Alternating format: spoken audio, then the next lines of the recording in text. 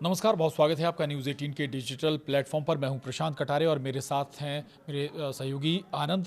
आनंद, बहुत महत्वपूर्ण है आज हम जिस मसले पर चर्चा करने जा रहे हैं, दरअसल ईरान से जुड़ा ये पूरा मसला है। ईरान में बहुत बड़ी खबर है, ईरान बहुत बड़ा फैसला ले चुका है। दरअसल प्रदर्शनकारियों के मद्देनजर एक तरफ ट्रंप ने चेतावनी दी थी ईरान को, लेकिन ईरान जस्ट अपोजिट करता हुआ नजर आ रहा है। आनंद, ईरान अगर वाकई इतने बड़े कदम उठा लेता है, फांसी देने की सजा जैसा, या ये वाकई ऐसा कदम है कि ऐसा ना हो कि फिर अमेरिका को वाकई कूदना पड़े इस पूरे मामले में। बिल्कुल, देखिए जी। हुआ क्या है कि जिस तरीके से ईरान में प्रदर्शन चल रहे हैं, लगभग 2 हफ्ते हो चुके हैं, लेकिन प्रदर्शन जो है कि थमने का नाम नहीं ले रहा है और फैलता ही जा रहा है। लगभग 100 से अधिक शहरों में प्रदर्शन चल रहे हैं। लेकिन अब जो खबर सामने आ रही है, ये बहुत बड़ी और बहुत चौंकाने वाली खबर है, क्योंकि ऐसा ट्रंप भी नहीं सोचे थे कि इस तरीके का ईरान सरकार फैसला ले सकता है। क्यों? दरअसल हुआ क्या है कि प्रदर्शनकारी जो प्रदर्शन कर रहे हैं, उस पर अब ईरान सरकार जो है कि बड़ा एक्शन यानी कि बड़ी कार्रवाई करने जा रही है, और इस कार्रवाई में सीधे सीधे धमकी दी गई है मौत की सजा, यानी कि फांसी हो सकती है। फांसी क्यों हो सकती है? दरअसल हुआ क्या है कि एक खबर सामने जो आ रही है, ये खबर है ये देश के जो हैं कि अटॉर्नी जनरल मोहम्मद मोहादी, उनका एक बयान सामने आ जाता है। और मोहम्मद हैदी आज़ाद ने लोगों को मौत की सज़ा देने की धमकी दे डाली है। और ये उन्होंने साफ तौर से कहा है कि विरोध प्रदर्शन में शामिल सभी लोगों को खुदा का दुश्मन माना जाएगा। यानी कि एक तरीके से वो कानून का हवाला देते हुए ये बता रहे हैं कि अगर प्रदर्शनकारी अभी भी नहीं समझते हैं इन बातों को, क्योंकि वो ऐसा क्यों बोल रहे हैं? दरअसल इसलिए बोल रहे हैं कि ईरान में क्या है कि मस्जिद से लेकर के सड़कों पर एक तरीके से जो सरकारी ईरान की चीज़ें जो सरकार के अंदर में आती, सबको तबाह किया जा रहा है। तो कहीं ना कहीं ईरान सरकार इस चीज़ को समझ रही है। आयतुल्लाह अली खामनेई का इस पर तो बयान भी आ चुका है कि जो प्रदर्शनकारी है वो प्रदर्शनकारी नहीं है, वो हुड़दंग है, वो आतंकवादी हैं। वो एक तरीके से साफ साफ बोल दिया। और ये जो विदेशी ताकतें हैं उसमें शामिल। यहाँ पर ये स्थिति भी है, तो महंगाई चरम पर है। दूसरा, रियाल का जो अगर हम कहें इतना डिवैल्यूएशन हो गया है कि भाई आम जनता परेशान है। तो उससे अगर आम जनता नहीं निकल पा रही है बाहर, तो फिर ऐसे हालात तो बनेंगे।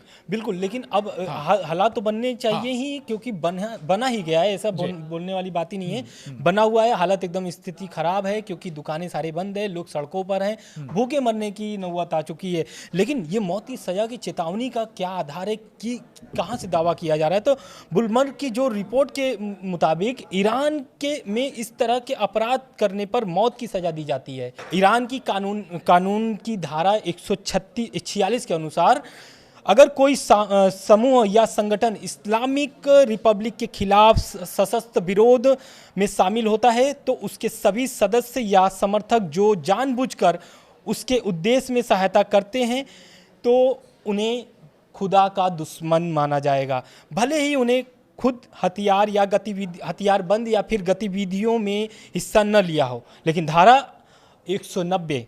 190 में अगर देखा जाए तो मुहर्रम के लिए, यानी कि खुदा के दुश्मन के लिए सज़ा बेहद कठोर बताई जा रही है इसमें।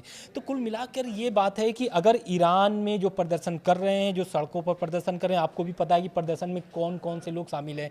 पहला तो व्यापारी, क्योंकि व्यापार की वजह से ही सारा ये प्रदर्शन चल रहा है। उसके बाद आ जाते हैं छात्र पर, 17 से अधिक विश्वविद्यालयों के छात्र के इसमें शामिल हो चुके हैं। उसके बाद आती है आम जनता पर, आम जनता भी अब दिखने लगी सड़कों पर। उसके बाद ये चौथा चरण मुस्लिम महिलाओं का इसमें। तो इसमें महिलाओं की जो एंट्री हुई है ना, तो क्योंकि इसके पहले भी अगर आप देखेंगे 1979 में तो महिलाओं का ही एंट्री हुआ था, और आखिरी में जाके महिलाओं ने ही ईरान प्रदर्शन में शामिल होती हैं, फिर जाकर के वहाँ पे मामला सुधरता है। खुमैनी साहब की फिर वहाँ पे सत्ता आती है। लेकिन बात अभी हम करें जो प्रदर्शनकारी हैं, क्योंकि ट्रंप की अगर हम चेतावनी आपको फिर से याद दिला दें, तो ट्रंप क्या कह रहे हैं? ट्रंप कह रहे हैं कि ईरान में जो प्रदर्शनकारी प्रदर्शन कर रहे हैं, उन पर ईरान सरकार कोई कार्रवाई न करे, गोली न चलाए, नहीं तो इसका अंजाम भुगतना पड़ेगा। वहीं खामनेई साहब का भी बयान आता है। खामनेई साहब बोलते हैं कि अगर प्रदर्शनकारी नहीं मानते हैं, चाहे वो कोई भी हो, अगर प्रदर्शन कर रहे हैं, ईरानी सरकार को नुकसान पहुंचा रहे हैं, ईरान सरकार को नुकसान पहुंचा रहे हैं, सरकारी चीज़ों को नुकसान कर रहे हैं, तो उनको आतंकवादी माना जाएगा। और ये जो ब्लूमबर्ग की रिपोर्ट जो आ रही है, इसमें यही साफ दर्शाया गया है कि जो प्रदर्शनकारी है उनको फांसी की सज़ा दी जा सकती है। और आगे क्या बात करना है, बात यह है कि जो मौतें हो रही हैं लगातार बढ़ते जा रही हैं, आपको भी पता होगा 500 से अधिक, हालांकि ये अभी ईरान की तरफ से कोई आधिकारिक पुष्टि नहीं है, लेकिन बहुत सारे न्यूज एजेंसी हैं जो ये दावा कर रहे हैं कि 500 से अधिक लोगों की इस प्रदर्शन में अभी तक मौत हो चुकी है। तो समझना ये पड़ेगा कि क्या ईरान में अब ये मामला और बढ़ता जाएगा या फिर मामले को खामनेई साहब कंट्रोल कर पाएंगे। बात करें अगर मसूद पेजेस्कियान की, तो मसूद पेजेस्कियान भी इस मामले को लेकर के बहुत ही चिंतित हैं, लेकिन कुछ भी करते हुए वो सफल नहीं नज़र आ रहे हैं। खबर एक और भी आ रही है कि IRGC के अंदर में एक जो मिसाइल सिटी है उसको भी ये लोग एक्टिव कर चुके हैं। तो ट्रंप और इजराइल के दबाव में तो ट्रंप हैं, और अमेरिका एक तरीके से कार्रवाई करने के मूड में भी है, अटैक करने के मूड में भी है। खबरें आप देख रहे होंगे लगातार ईरान पर नए नए अपडेट्स आ रहे हैं।